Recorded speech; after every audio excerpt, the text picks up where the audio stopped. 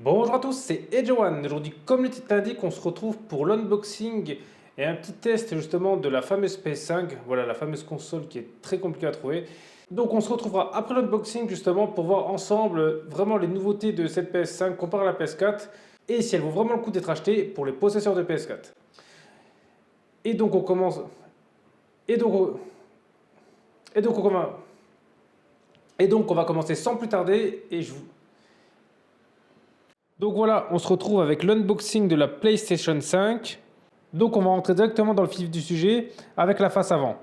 Donc sur la face avant de la boîte, on peut voir la console et la manette. Donc c'est bien, ça donne une indication encore ressemble à la console. Avec le code couleur qui est respecté, c'est-à-dire avec le blanc, le noir et le bleu ici.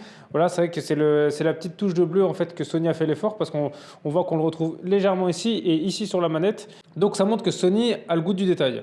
Et en autre détail, sur la boîte, on retrouve les 4 boutons de la manette, donc le rond, la croix, le carré et le triangle.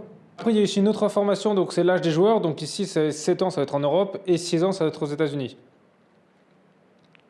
Et ici, comme quoi, il faut payer l'abonnement PS Plus pour pouvoir jouer en ligne et avoir des réductions, etc., quoi. Et après, il y a aussi ces informations-là.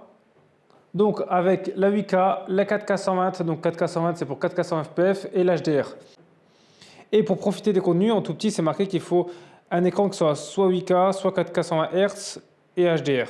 Bon alors même si noter ça à l'heure actuelle, honnêtement, c'est pas utilisable, c'est-à-dire qu'à l'heure actuelle, il n'y a aucun jeu qui tourne en 4K 120 fps avec la console là, ni de jeu en 8K. Voilà, parce que vu la puissance qu'elle a pour l'instant, aucun jeu n'est compatible avec. Alors peut-être ça arrivera dans l'avenir, ou alors peut-être c'est la future console, peut-être la PS5 Pro, qui pourra le faire, mais là à l'heure actuelle, c'est vrai que moi je sais pas trop pourquoi ils ont mis ça, peut-être du 8K, c'est peut-être pour pouvoir lire des films en 8K, mais en tout cas pour l'instant c'est pas prêt d'arriver, ni la 4K 120 fps, et en plus les télés 120 Hz, hein, c'est pas les...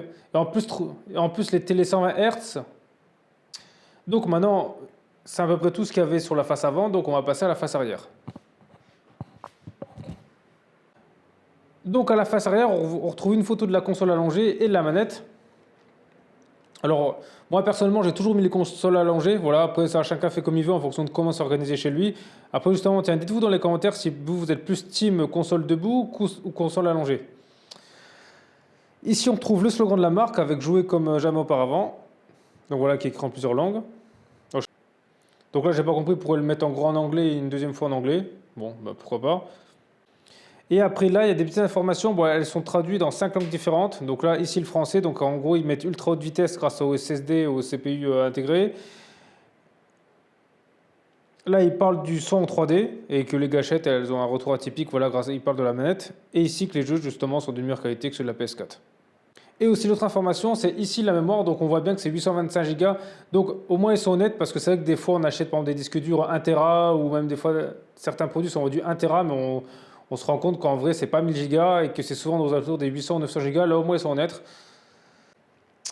Donc voilà, donc je pense avoir fait à peu près le tour de la boîte, hein. Sur le côté, on retrouve des petites photos de la console, mais bon, c'est rien de bien intéressant. Donc maintenant, on va passer aux choses sérieuses, c'est-à-dire je vais ouvrir la boîte et on va voir ensemble à quoi ressemble la console et la manette. Donc quand on enlève la boîte, on peut voir qu'il y avait un carton dans le carton et c'est juste un carton avec le logo PlayStation. Donc voilà, après plusieurs cartons de la boîte enlevés, je vais commencer directement par la console. Donc on voit qu'elle est emballée justement dans un petit papier. Donc voilà, déjà, on remarque qu'elle était très bien emballée. C'est vrai qu'ils ont dû s'amuser à toutes les emballer justement dans du papier. Et après, on se remarque qu'elle est beaucoup plus grande que la PS4. Mais elle n'a pas l'air beaucoup plus large et plus grande que la PS3. Parce que je me rappelle la PS3, mais en tout cas, je parle de la première PS3, celle qui est sortie le jour J. Je pense qu'elles sont à peu près équivalentes. C'est vrai elle est assez lourde, mais pas plus à mon avis que la première PS3. Moi. Mais une console lourde, pour moi, ça ne me dérange pas. Ça montre qu'il y a vraiment un gros système de refroidissement derrière. Et je préfère ça. Comme ça, la console ne chauffe pas trop. Parce que c'est vrai que des fois, ça peut aller très vite qu'une console se chauffe. Et puis après, qu'elle soit inutilisable. Donc, on peut voir, il y a la petite fente justement pour insérer les disques. Là, il y a une prise USB et une prise USB-C. Donc, comme on dit, les prises USB, c'est certainement pour mettre tout ce qui est accessoire. Donc, par exemple, des volants ou des casques sans fil.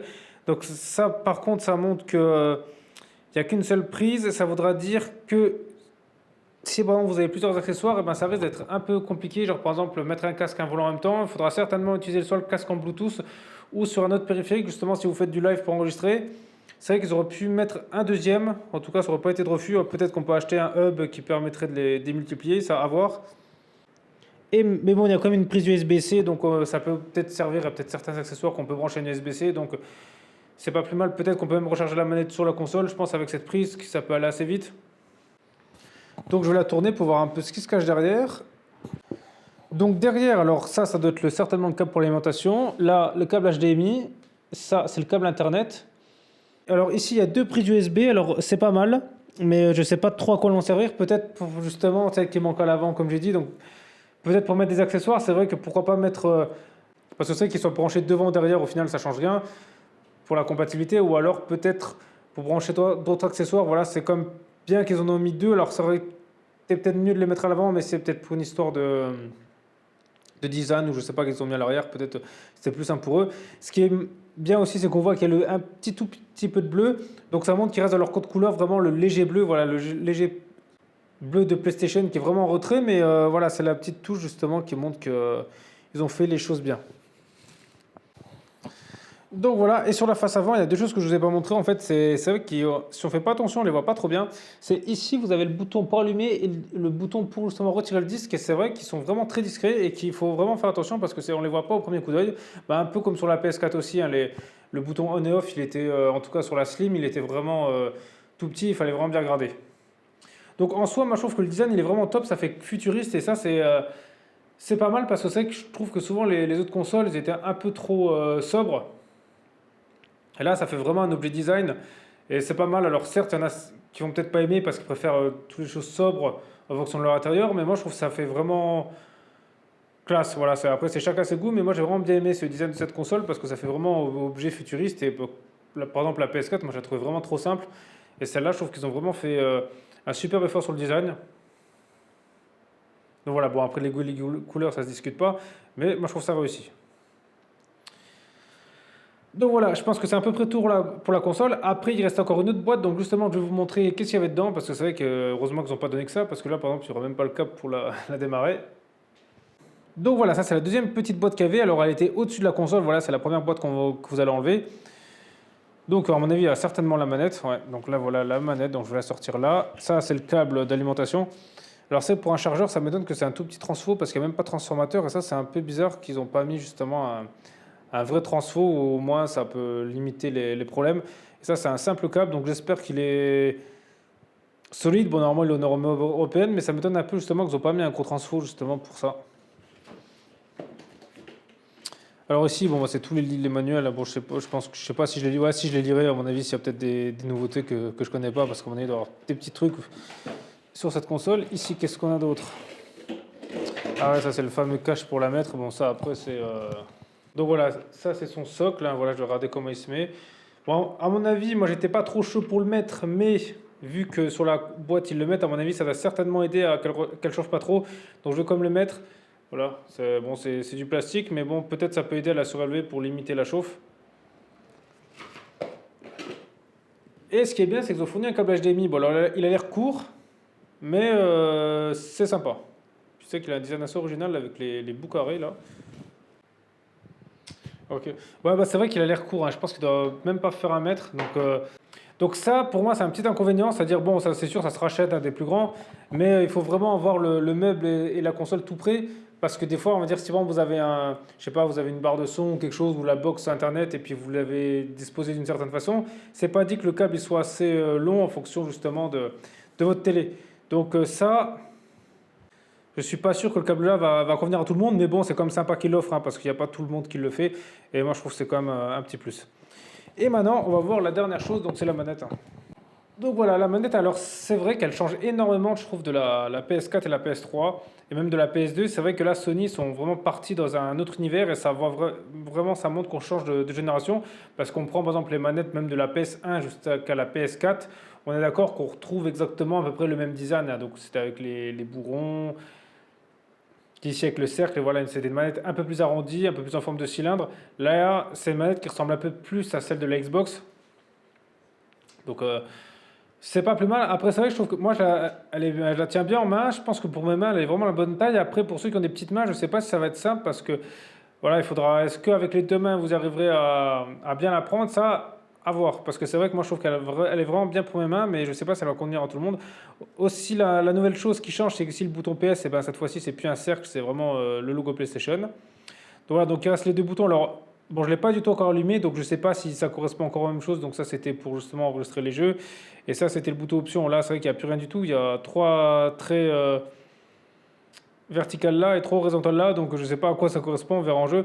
Alors après, les gâchettes, alors normalement, en jeu, c'est indiqué qu'elles font un retour de force ou quelque chose de nouveau. Là, c'est sûr, quand on les voit au toucher, honnêtement, c'est quasi la même chose, hein. Je vois vraiment pas d'écart, honnêtement, pour moi. Même le design, ça ressemble beaucoup à celui de la 4. Là, il y a encore le même pavé tactile. Alors, je sais pas s'il sera encore utilisé. Ça, c'était bien, mais c'était vraiment un peu du gadget, hein. Sur la PS4, il y avait très peu de jeux qui utilisent ça. Et puis même quand c'était utilisé, c'était pas vraiment quelque chose d'intéressant. Là, il y a encore le haut-parleur pour avoir le son.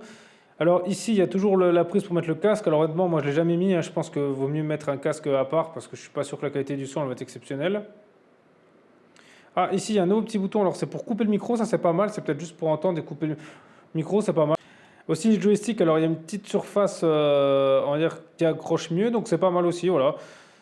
Moi, ça évite de glisser. Bon, personnellement, ça m'est jamais arrivé de glisser sur une manette, mais bon, pourquoi pas. Et derrière, c'est vrai que la surface, elle a un peu changé. Bon, là, je pense qu'à la caméra, vous ne verrez pas.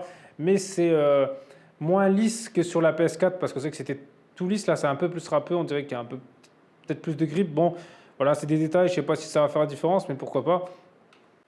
Mais la manette, je la trouve aussi très réussie. Justement, je trouve que la plus belle, elle est en blanc, parce que c'est vrai qu'elle existe en bleu, par exemple, et je trouve que le blanc, ça fait vraiment tout ressortir. À mon avis, quand elle s'allume ici, ça doit être bleu, donc ça doit vraiment être quelque chose de super beau. C'est vrai que la manette, elle fait futuriste. Niveau design, la Sony, ils ont vraiment fait fort, parce que par exemple, je trouve que la PS4, elle était un peu en retrait, que je préférais même le design de la PS3, qui avait un look un peu plus futuriste, et je trouve que là, ils ont vraiment fait quelque chose de fort. Par exemple, comparé à Xbox, qui évolue pas trop. Voilà, Xbox, je trouve le design est trop simple. Après, c'est une question de goût, mais là, c'est vrai qu'ils ont vraiment fait fort en termes de design. Donc voilà, je pense que j'ai fait à peu près le tour justement de cet unboxing. Voilà, je vous ai un peu tout vers ce qu'il y a. Et donc maintenant, on va se retrouver ensemble pour que je vous explique un peu mon point de vue justement sur la PS5 comparé à la PS4. Voilà, je vais vous dire un peu ce que j'en pense de cette console et voir si elle vaut vraiment le coup d'être achetée si par exemple vous êtes toujours possesseur de PS4. Donc voilà, alors comme vous avez pu le voir, cette PS5 apporte quand même pas mal de nouveautés comparé à la PS4, notamment avec un design plus futuriste. Et on va retrouver justement cette avancée technologique dès qu'on va allumer la console, parce que la première chose en fait qui va vous frapper, c'est qu'il y a une voix qui va vous parler, vous dire quoi faire. Et ça, c'est quand même quelque chose qu'on n'est pas habitué justement sur les consoles de jeu, donc j'ai vraiment trouvé ça très appréciable. Et cette voix va aller plus loin, parce que quand vous aurez tout paramétré votre console, vous vous rendez compte que cette voix est capable de lire votre pseudo, ainsi que tous les jeux que vous allez jouer. Voilà, et à peu près ce que vous faites, même elle est capable de vous donner l'heure, la taille des mises à jour à effectuer. Donc voilà, cette voie elle est capable de tout faire, et je trouve ça vraiment, pour moi, c'est une très belle avancée technologique, parce que à l'avenir, je pense que cette technologie va permettre justement de rendre certaines choses un peu plus immersives, notamment par exemple dans les jeux où on doit créer un personnage avec son nom. On pourrait, pourquoi pas justement, avoir enfin des jeux qui sont capables de dire des noms, par exemple dans les jeux de sport, quand vous devez créer votre personnage, en général, pour que le commentateur il dise votre nom, c'est souvent des noms déjà ou des surnoms préenregistrés. Là, on pourra peut-être enfin créer vraiment ce qu'on veut, ou dans les open world justement, que les PNJ pourront enfin peut-être dire notre nom. Voilà, je trouve ça, pour moi, ça a l'air rien comme ça, mais c'est vrai que c'est une technologie à mon avis qui n'a pas dû être simple à mettre, et je pense que c'est de bonne augure pour la suite, pour accentuer justement le réalisme des jeux. Ensuite, l'interface, on va dire, elle a été un peu remaniée, c'est-à-dire certains menus ont un peu changé de place, ou la façon de regarder un peu le menu de la PS5, mais vous allez très vite vous y retrouver. Après, c'est bien qu'il y ait un peu de neuf, parce qu'on prend celui de la PS3 et la PS4, c'est quasi le même. Genre, au moins, il y a un petit travail qui a été fait derrière. Ensuite, maintenant la manette. Alors, c'est que la manette, on va dire, elle a été vraiment mise en avant dans les trailers, voilà, comme quoi elle apporte une nouvelle dimension. Alors, personnellement, je trouve que lui, on la tient un peu mieux en main, même si la différence n'est pas si flagrante que ça. Par contre, ce qui va vraiment changer, en fait, c'est les vibrations. En fait, à mon avis, il y a des nouveaux moteurs de vibration qui font que les vibrations sont différentes. C'est-à-dire qu'en fonction des fois certaines actions, ça va vibrer d'une façon différente. Donc, ça va rajouter un peu de réalisme. C'est vrai que ça change un peu justement d'avoir des vibrations un peu plus classiques. Là, au moins, on sent vraiment qu'il y a des vibrations différentes et que derrière, ça a vraiment été travaillé. Donc voilà, ça aussi, c'est une technologie, à mon avis, qui va de plus en plus évoluer dans l'avenir. Ensuite, il y a deux petites choses pour moi qui ont changé, et je vais vous le dire dans cette vidéo, parce que si vous voulez pas passer comme moi plus de 10 minutes à essayer de trouver comment on fait, parce qu'on ne peut plus le faire justement sur la PS5 et on pouvait le faire sur la PS4, c'est éteindre la console avec la manette, parce qu'avant justement sur la PS4, par exemple, vous appuyez sur le bouton PS et puis il y a le menu, et puis hop, il y avait éteindre la console. Là, il n'y a plus ça. Alors j'ai cherché partout, et la seule solution d'éteindre la console, c'est d'appuyer sur le bouton. Et attention, il faut rester un peu appuyé sur le bouton, parce que quand vous allez appuyer juste une pression, ça va la mettre en mode veille. Vous allez voir qu'il va y avoir des LED orange qui vont apparaître. Donc pour qu'elle s'éteigne complètement, il va falloir rester appuyé sur le bouton marche arrêt jusqu'à ce qu'il y ait un deuxième bip que vous allez entendre. Il y aura un premier bip pour le mode veille et un deuxième bip justement pour l'éteindre. Et ça, c'est quelque chose qu'on doit certainement être indiqué dans le livre, mais je trouve ça un peu dommage justement qu'on puisse plus éteindre la console avec la manette, parce que c'est vrai que c'était quand même quelque chose de sympa. Hop, on appuyait, puis hop, on allait ranger notre manette et puis ça y est, c'était fini. Là, bon, c'est vrai que se lever, c'est pas grave, mais c'est bizarre justement qu'il y a des choses qui sont nouvelles, et ça, on va dire, ça rappelle un peu l'ancien système PS3 où justement il fallait l'éteindre, et puis après il y avait en plus l'autre bouton derrière. Bon, là, il n'y a pas de bouton derrière, mais ça me rappelle un peu ça. Et la deuxième chose aussi qui change, c'est pour éteindre la manette. Par exemple, admettons, vous voulez lancer un jeu, et puis vous avez un autre périphérique, par exemple un volant. Pour éteindre la manette, ce qu'il faut faire, c'est rester appuyé à peu près 10 secondes sur le bouton PS du milieu, voilà. Donc ça doit certainement être indiqué dans le livre, mais pour ceux justement qui n'ont pas les livres comme moi, eh ben, vous verrez que ça va vous faire gagner du temps, parce qu'au début, vous n'allez pas comprendre qu'en appuyant sur le bouton PS, vous n'allez plus retrouver le menu pour éteindre la manette et la console.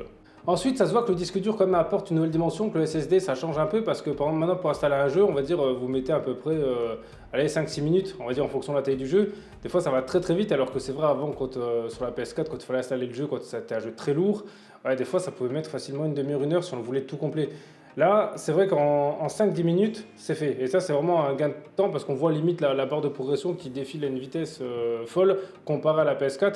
Donc ça, c'est vraiment quelque chose, un gros gain. Ensuite, le SSD avait pour but de réduire les temps de chargement. Alors ça va dépendre des jeux. Par exemple, il y a des jeux où il reste des temps de chargement. Par exemple, en jeu que j'ai vu notable, c'était WRC10. Je trouve que les temps de chargement, ils étaient quand même bien présents. Bon, moi, personnellement, ça ne me dérange pas trop. Mais il faut noter que le SSD n'enlève pas tous les chargements. Bon, après, peut-être que les chargements, justement, ça permet au jeu de soulager un peu la console, donc pourquoi pas, voilà, mais ça c'est sûr que le SSD n'apporte pas totalement la fatigue de déchargement. Ensuite pour les graphismes, alors c'est vrai qu'il y a quand même une différence entre la PS5 et la PS4, c'est-à-dire que si on voit deux vidéos, je peux vous dire laquelle est PS5, laquelle est PS4, même si c'est vrai que la différence est quand même moindre entre la PS3 et la PS4 et que la PS3 et la PS2. Il y a des petites choses en plus. Là où je vois vraiment la différence, moi, c'est plutôt dans la fluidité, on va dire, des actions, et qu'il y a vraiment plus de particules ou plus de détails qui sont rajoutés. Après, en termes de tout ce qui est qualité de texture, ça va vraiment dépendre des jeux auxquels vous jouez. Après, pour les graphismes, justement, je pense que cette console, on pourra la juger que dans 1 an ou 2 ans, parce que là, justement, tous les créateurs de jeux, ils ont seulement maintenant, on va dire, tous les nouveaux moteurs de rendu pour faire des jeux plus beaux. Donc voilà, on verra justement là ce qu'elle vaut vraiment comparé à la PS4, et je pense justement qu'il y a du très beau potentiel et qu'on a des très beaux jeux, parce que là déjà quand on voit les jeux qui sortent, il y a quand même un cran dessus. Donc pour résumer, cette PS5 est quand même mieux que la PS4 à tous les niveaux, déjà que ce soit en design, soit en interface. Et les jeux, voilà, les jeux sont quand même mieux. Maintenant, par contre, je peux comprendre encore que certaines personnes préfèrent garder leur PS4 avant de trouver une PS5, parce que c'est vrai, déjà la première chose, c'est que la PS5 est très très dure à trouver. Et en plus, à l'heure actuelle, la plupart des jeux de PS5 sortent sur PS4. Voilà, pour l'instant, on est encore dans les deux. Et ça, je pense que Sony l'a fait volontairement, parce qu'on va dire que quand la PS3 elle est sortie, il y a très peu de jeux qui sortent encore sur PS2. Voilà, on va dire que là, pour l'instant, je pense qu'ils veulent encore donner la durée de vie à la PS4. C'est pour ça que les jeux sortent sur les deux plateformes. Même les prochaines AAA de Sony, par exemple God of War qui sortira aussi sur la PS4. Et c'est pour ça que je pense que tant qu'il n'y a pas un jeu phare sur la PS5 qu'on ne peut pas trouver ailleurs, je pense que beaucoup de gens pour l'instant resteront sur la PS4.